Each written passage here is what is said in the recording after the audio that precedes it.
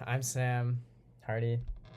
This is the first video for Iron Range History Explained, and in this video I will be talking about the Androy Hotel. But first we gotta talk about the history of the Androy Hotel, starting with the Oliver. So in the beginning,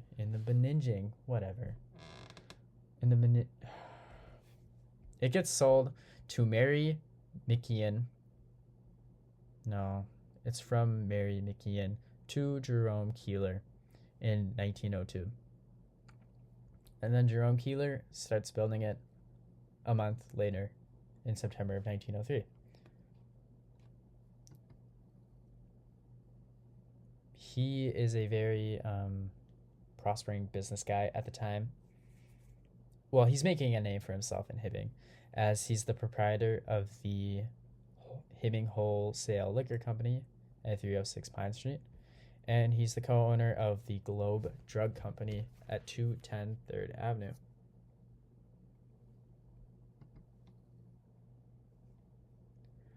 And these articles just explain how while he was building the hotel, he went bankrupt and eventually had to sell it to C.H. Miles, that young chap there.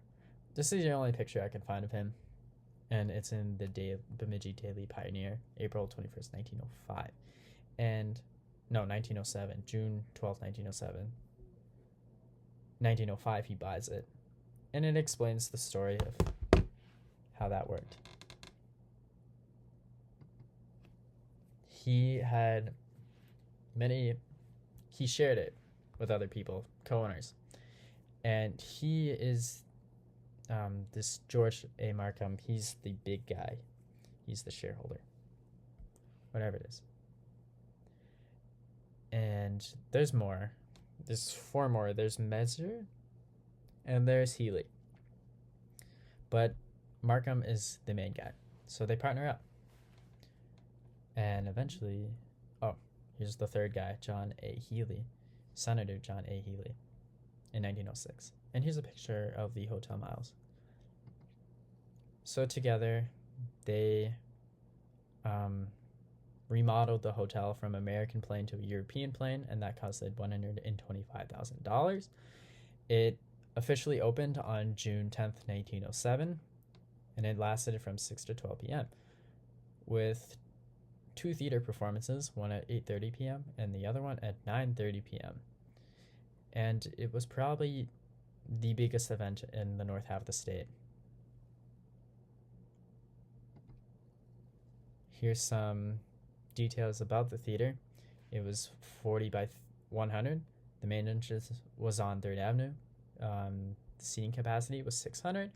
Its scenery arc was 18 by 24 feet, and it was furnished by the International Theatrical Circuit. Other luxuries included a Dutch cafe, which was in the center behind the office, styled with a Flemish weathered oak, lighted by overhead lanterns with a dull green shade effect. 3 dining rooms, one known as the English Room, and was decorated with a gold antique oak, a lunch counter on the south side, an office at the front, in between the dining rooms, writing room, lavatory downstairs, a bar, and sample rooms for the traveling businessmen. And a cafe where the office was, and the office went on to the 2nd floor when they remodeled it. Here's an advertisement in the 1907 directory, which shows the prices for the hotel. 50 to 150. 20 rooms with bath, hot and cold water, and a telephone in every room. There was about 50 rooms. But then it burned down on November 30th, 1907, and was made into a postcard, because that's what any cousin would want to see on the back of a postcard. Anyhow, here's a news article from the Bemidji paper, and it explains how on November 30th, 1907, at 8 o'clock, it started in the basement of the building from the heating plant, and it reached the coal room, and there was about 30 tons of coal in the boiler room. After that caught on fire, the flame quickly went through the building, and by 10:30 the walls fell in, and the remainder of the building was soon consumed by the flames. And the building was valued at about $200,000, and they would only get $20,000 worth of money. But on the flip side, they were at least able to save a large part of the furniture, which is sweet. So C.H. Miles didn't want to rebuild. No, he wanted to, but he had business elsewhere. He was in the theater business in Minneapolis. So the task would be handed to George Markham, who would rebuild it. And the people definitely agreed.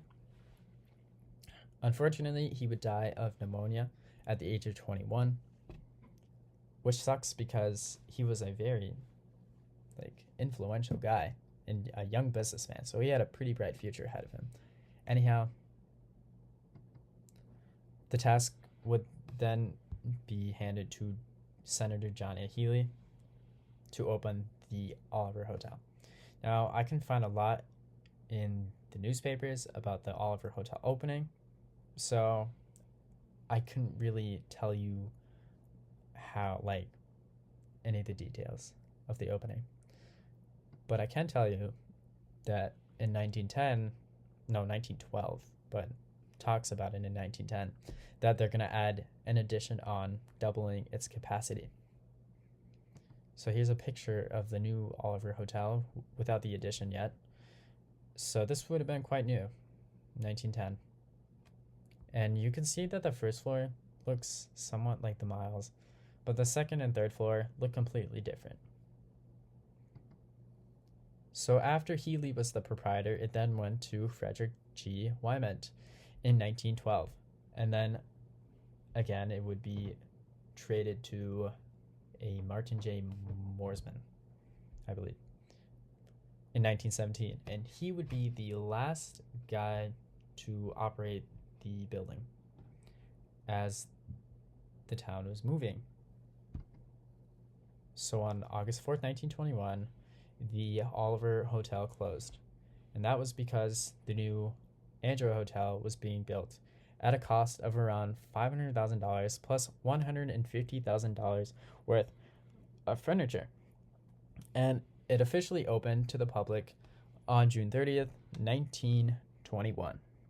And what's cool about this picture is that the Boston department store hasn't been quite built yet, so you can see the whole picture, the whole building. Towards the right, you could see the Oliver Clubhouse, which now would be the library. And yeah, that's a lot of people. So that must probably be the opening, but I can't say for sure.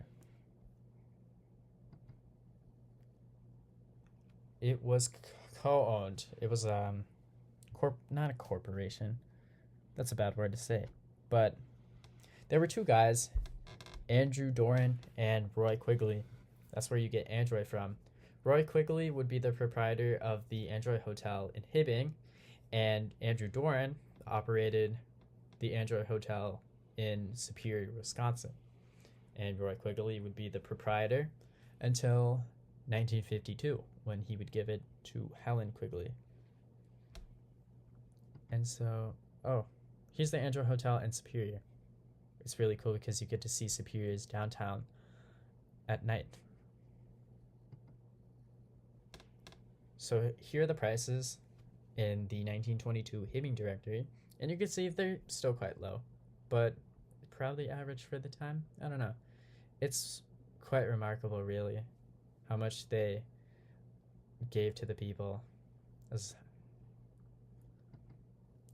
So as you walked into the hotel, you would be met with the foyer.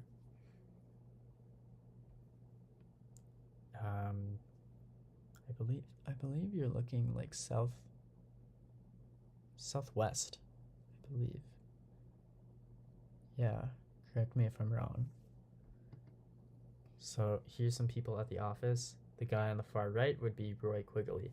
And towards the left, you can see a picture of the Hotel Superior. which is a nice compliment to the other Androy Hotel.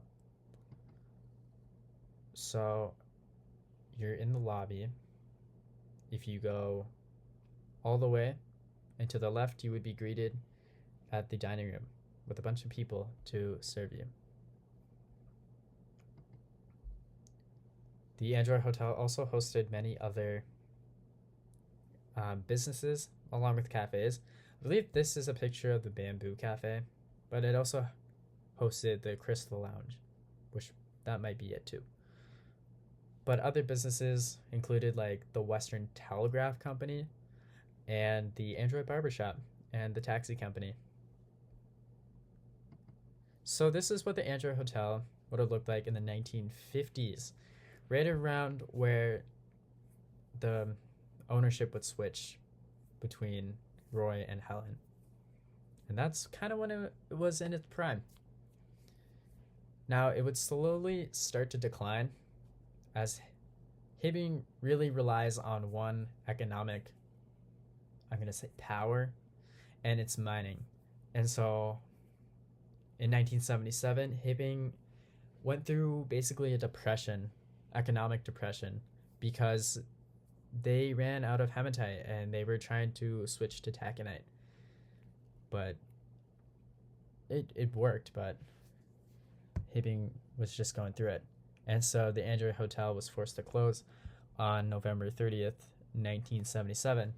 And another reason for its closure was because it was